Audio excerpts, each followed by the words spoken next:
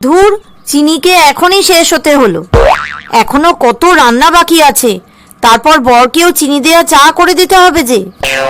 যাই, বরকে বলি, তাহলে ও এনে দেবে। শুনছো, বাড়িতে চিনি শেষ হয়ে গেছে, একটু চিনি এনে দাও তো এখন। আরে পাশের ভাড়াটিয়াদের কাছ থেকে একটু চিনি নিয়ে এসো। ওরা আমাদের চিনি দেবে না গো। ওরা তো খুব কঞ্জুস দেখছি। ওদের কিপটেমির কথা আর বলো না তো। তাহলে আর কি বা করবে?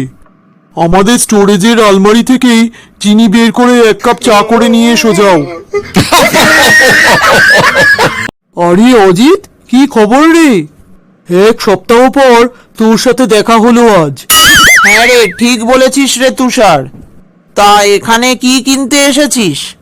বৌই তো সব বাড়ির মুদিখানার বাজার করে। ওর শরীরটা ভালো নেই, তাই আজ আমি এসেছি। ও আচ্ছা আচ্ছা। হ্যাঁ রে অজিত, তোর স্যুটটা তো বেশ সুন্দর। কোথা থেকে কিনলি? এটা আমার স্ত্রী আমাকে দিয়েছে রে, একটা সারপ্রাইজ গিফট হিসেবে। কিভাবে সারপ্রাইজ দিল তোকে?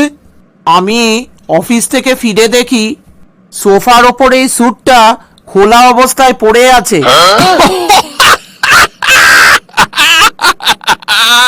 এই চ্যানেলটিতে আপনারা নতুন এসে থাকলে চ্যানেলটিকে অবশ্যই সাবস্ক্রাইব করবেন আর পাশের বেল আইকনটিতে ক্লিক করে দেবেন। এতে পরবর্তী ভিডিওগুলোর নোটিফিকেশন আপনি সবার আগে পেয়ে যাবেন। ডাক্তারবাবু, আমার অ্যালার্জিতে সারা গা হাত পা খুব চুলকাচ্ছে। আচ্ছা দেখছি, আপনি কি সাবান ব্যবহার করেন? কমলাকান্ত ঘোষের সাবান। আর শ্যাম্পু কি ব্যবহার করেন? কমলাকান্ত ঘোষের শ্যাম্পু। আর দাঁতের মাজন? কমলাকান্ত ঘোষের দাঁতের মাজন। গায়ে মাখার তেল কোনটা ব্যবহার করেন? কমলাকান্ত ঘোষের তেল। কমলাকান্ত ঘোষ আবার কি ব্র্যান্ড? এটা কি কোনো ব্র্যান্ডের নাম?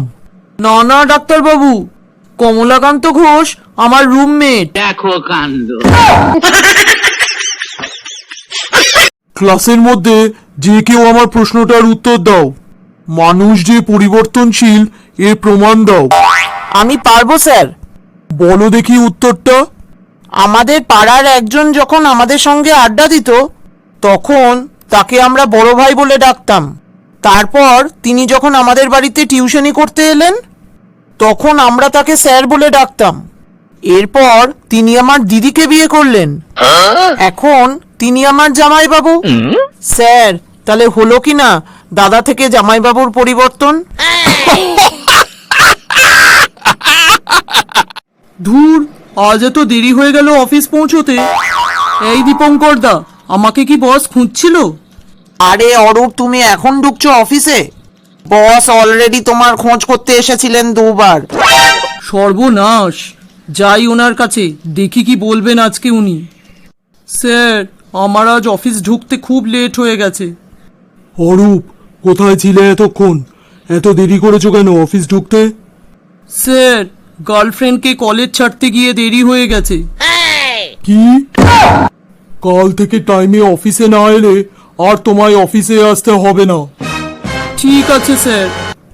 কালকে থেকে তাহলে আপনি আপনার মেয়েকে কলেজ পৌঁছে দেবেন। এই ভিডিওটা ভালো লাগলে একটা লাইক করে দেবেন আর ভিডিওটা সবাইকে শেয়ার করবেন প্লিজ।